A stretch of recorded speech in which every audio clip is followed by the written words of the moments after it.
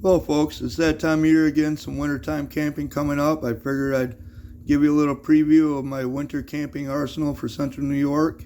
Go through a few of these items. Some of them are pretty self explanatory, like my sluice and bucket and stuff there, but I'll go over the other things that I use and give you a few little tips on the way if I can. Okay, let's start off with shelter and sleeping. I use this Haven tent. It's kind of like a hammock. Hopefully you can see the tag there. I'll put up a picture of what it looks like when it's set up, and when I do get out, I'll do a little rundown of the whole thing and what I would have done better if I was the designer, and what I like about it and what I don't like. So that's my sleeping system, including the mattress. This is a 4-inch insulated air mattress, and the bag actually is used to inflate the mattress. There's the valve in the bottom. After you pull it out, you unroll the mattress and use the bag and compress the air down into it. And I'll show you that a little bit later when we do get out camping. To go along with the tent and the sleeping pad, I also bring this piece of camping foam, I guess you would call it, a camping mat to sleep on. This is just added insulation. It weighs barely anything, so I take that along. Without it, the cold air underneath the hammock will chill you pretty good, so I bring that along. That helps with heat. And my pillow. I've got this Trekology pillow here. Right before I bought it, I used to carry a heavy, regular small pillow, and they're just heavy and cumbersome, and if they get wet, you're kind of screwed if it's really cold. So I picked this one up. It did have a little bit of just a very tiny pinhole leak in it, but I would still recommend this pillow. I just used some shoe glue to patch that little pinhole, very tiny pinhole. It still lasted throughout the night even with that pinhole, but this thing was only like $18. And I checked all the reviews, and this was the best one compared to even the higher, more expensive, so to say, better quality pillows. Everyone recommended this. And well, I got this open. It's a two-way valve. You click it, deflates, click it back open, back shut to inflate it again, and just close it up. But it's got these little nipples on there so it don't slide around too much on you, and pretty comfy. I like that pillow. I would recommend that. And it folds up into a teeny tiny little bag. This is the bag for it. Tiny little thing. You see it on my fingers. So that's how small it folds up. That's one reason I like it too. Lightweight and very small. Now over the air mattress that is included with the Haven tent, I do use a sleeping bag liner. I just put it right over the mattress, and it helps to protect against any holes or any kind of abrasion, and it does offer just a little bit more warmth. So I do take the sleeping bag liner. Sometimes I think about not taking it because it does weigh about a pound, and weights everything when you're carrying everything on your back way out in the middle of nowhere. But I usually do take this, even though sometimes I think I shouldn't. Now, one time last year, this is all I took for bedding. I didn't take a sleeping bag, and I tell you what, that was a mistake. I was cold all night, didn't get much sleep. Now the next thing, it doesn't look so good. I got it all wrapped up in this piece of tarp, but my mommy's sleeping bag down in here, it's extra long because I'm a tall guy, and it fits me more than perfectly, and it keeps me warm. I'm not sure what degree it's rated to, but it keeps me pretty warm. And the tarp I have around it, that's just for waterproof while I'm hiking out, in case it gets splashed down while I'm walking through the creek or whatever. And the tarp also helps. I set it out in front of my shelter, whether it be my tent or my hammock or whatever. In this case, it'd be my hammock. And so I can set my feet on it after I've taken my shoes off, and that really helps. All right, next thing, let's talk about the kitchen, cooking system, and food. Oh yeah, one more thing. Don't let me. I don't want to forget this.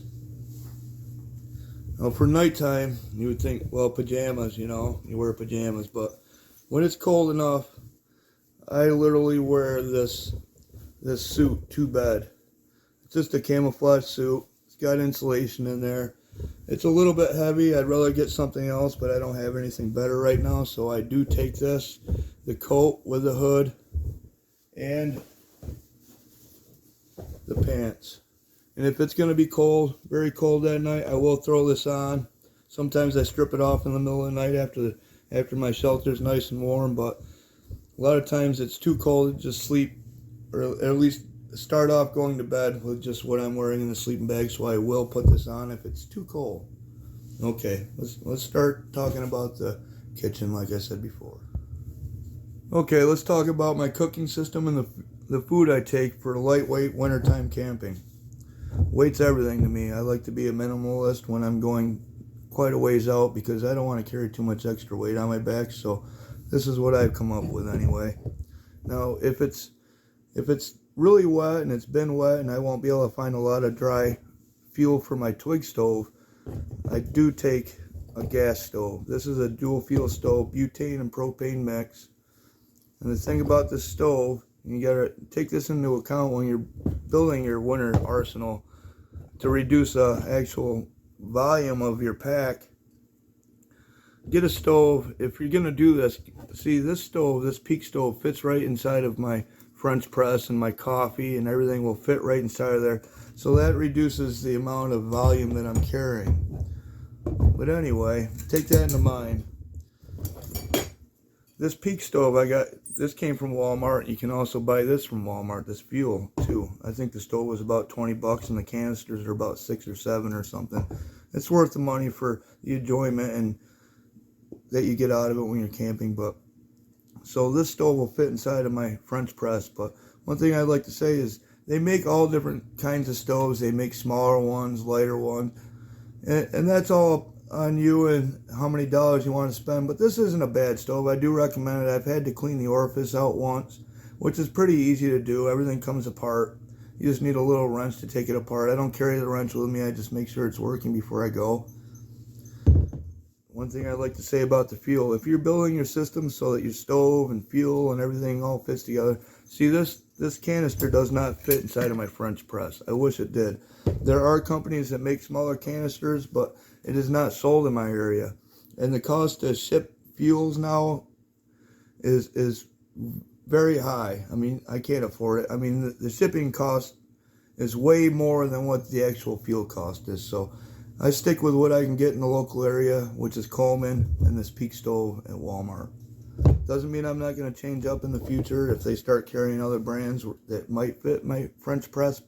But for now, I carry this. So I bring this if it's been too wet and I won't be able to find dry wood for my twig stove. And I'll talk about that right now. You might have seen this in my other videos. Just a little twig stove. It's not a titanium one. Titanium would actually reduce the weight a little bit, but this is stainless steel. It'll last a long time. And it all comes apart, all folds together. All comes apart, and then it goes into its own little carry bag.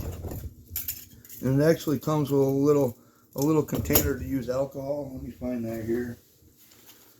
This alcohol container, actually when it's together, will nestle in there. You can burn like a dry gas or that kind of thing in there. But I don't carry that because then I would have to bring the alcohol. If I'm going to do that, I might as well bring this because it takes 2 bowls of alcohol just to make a pot of coffee. So it's too much fuel compared to this. So I don't bring this. I bring this. It all folds up and goes in the bag. And the bag and everything fits inside of my French press just like the other stove. So I love it. It's nice and lightweight. Fits right in there. Coffee and everything will fit right in there with it, just like the other stove. The thing I like about this is I don't have to bring any fuel with me. All the fuel I need is right out there in nature. So I prefer this, but if it's wet out, I bring the Peak. Okay, let's talk about the food. Now when I first wake up, I'll make a French press full of coffee. I'll have a cup of coffee. And I don't have any to show you right now, but on my second cup of coffee, I actually used Carnation Instant Breakfast. Per ounce, that is the highest calorie breakfast kind of thing, and actually for a meal, it's one of the best to carry per ounce. It it offers some more calories. So like I said, I'll have a cup of coffee, and then I'll have a carnation and some breakfast, and then if I wish, I'll have some oatmeal. So that's my breakfast, simple breakfast. And now for a quick lunch or a little snack, I will bring this. I get this at the dollar store. It's really inexpensive. It's not a lot of food, but 260 calories. It's a little something. Of course, I'll break it down. I won't carry this whole pack because I don't need to carry more volume. While I got it right here, this is the spoon I use. I don't use a fork or anything. I used to use a two-ended thing. I had a spoon on one side and a spork on the other, but it wasn't quite long enough to fit down into the meal pouches, and I'll show you those in a minute. This is a titanium spoon. I got it on Amazon. Pretty inexpensive, lightweight, sturdy. I like it.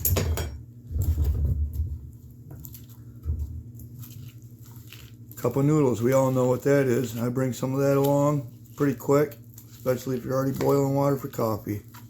Nice and lightweight. Now on to the bigger meals. Even though this is a breakfast, I might have it for breakfast, but I'll probably end up having it for lunch. The good thing about Mountain House Adventure Meals, and I do recommend this style, is the taste. It's got great taste. It's freeze-dried like a bunch of the other ones, but the taste really sells me on Mountain House. Now these are very simple, very lightweight. They give you some good calories. This is actually 2 servings, see it right there. But I'll eat almost the whole thing, of course, especially in the wintertime. But they're very simple. It takes like 1 1/4 cups of water. You heat it up on your stove. You open the bag up, take out the moisture absorber that's in there. You don't want to eat that, of course. Pour your water in there, seal it up, mix it up a little bit, seal it, let it sit for 5 minutes, give it another little stir, and wait another 4 or 5 minutes, and it's ready to go. Very lightweight. This whole thing actually weighs 3.7 ounces. So I have that one for like a lunch or a breakfast. And then for the nighttime, I have another one. This is chicken fried rice. This one weighs a little bit more, 4.7 ounces, but it's really good, 600 calories. This is 2 servings. I'll probably eat the whole thing. Just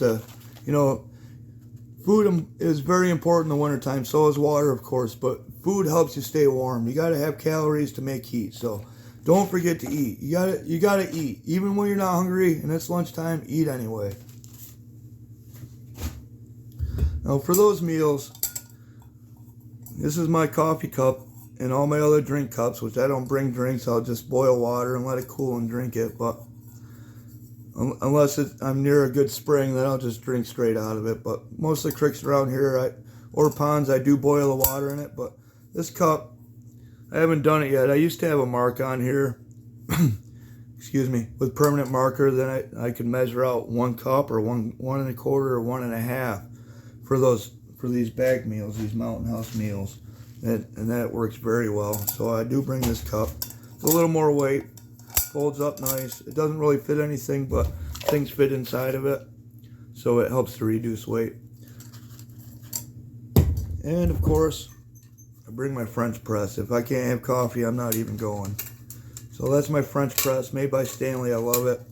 You just boil water, put your grounds in there. I let them sit 3 or 4 minutes. I boil the water if I'm in a place where the water might be bad. I boil it all the way. Then I let it cool down, because you really don't want your water to be boiling when you have coffee. It doesn't give it the best taste. So I let it simmer some down, cool down some, add the coffee in there, let it sit, press it, and you're good to go. One other thing I will mention, I do bring creamer for my coffee, because I do like creamer. But I don't use powdered creamer. I don't really agree with that stuff, what it's made of and everything. So I do bring a little bit of milk or a couple little creamer things, Okay, that's about it on the food in the kitchen. I don't think I forgot anything there. So let me show you a few of the other odds and ends that I bring with me wintertime camping.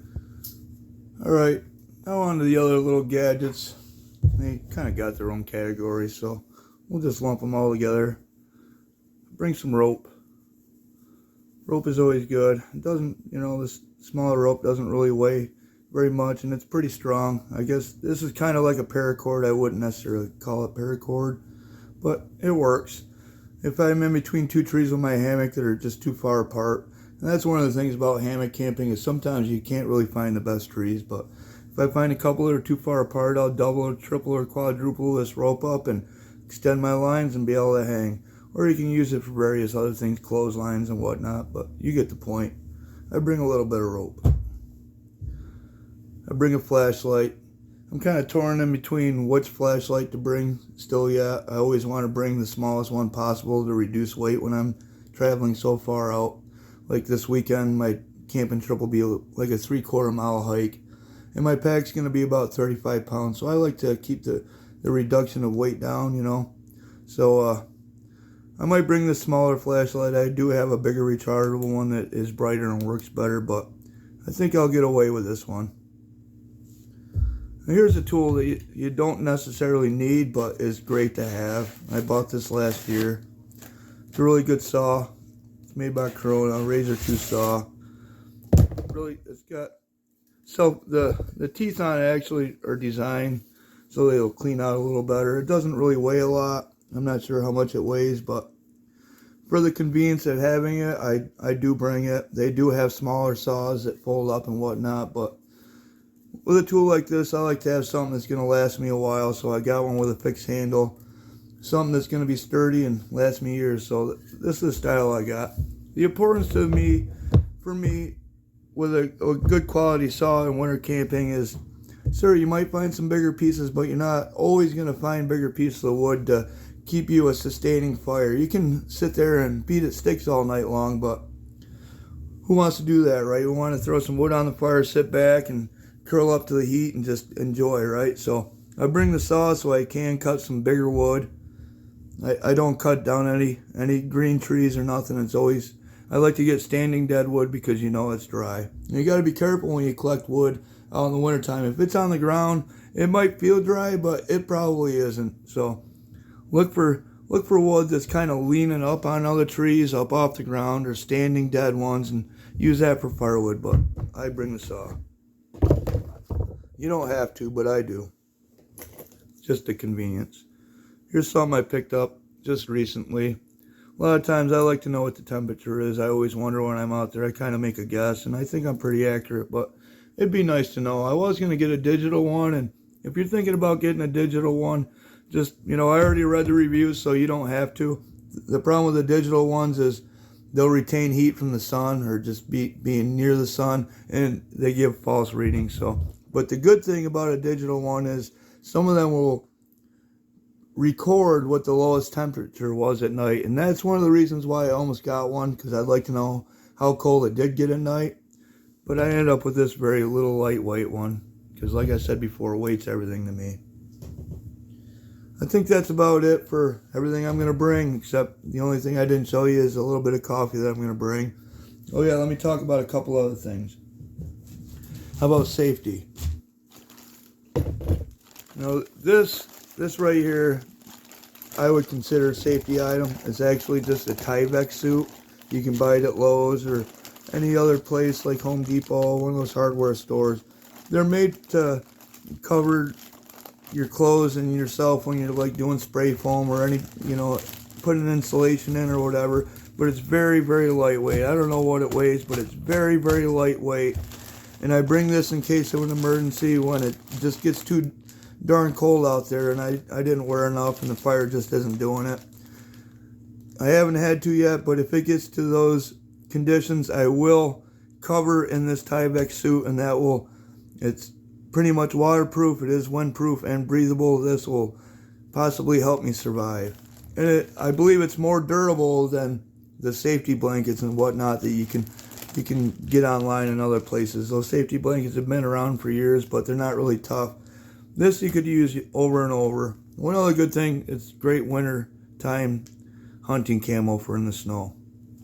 And the last piece of emergency equipment is a first aid kit. I won't carry this whole thing.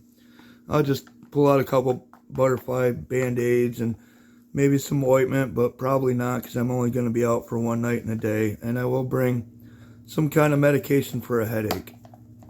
Other than that, I think that's about it. What I'll do now is I'll get it all on my pack. I'll weigh it with the smaller flashlight, just a couple items out of here, and see what we got for a total weight. Oh, one more thing I forgot to mention is gloves. I do bring gloves during the winter time when I'm prospecting, especially these insulated ones. They weigh a little bit, but they're good to get my hands warm again.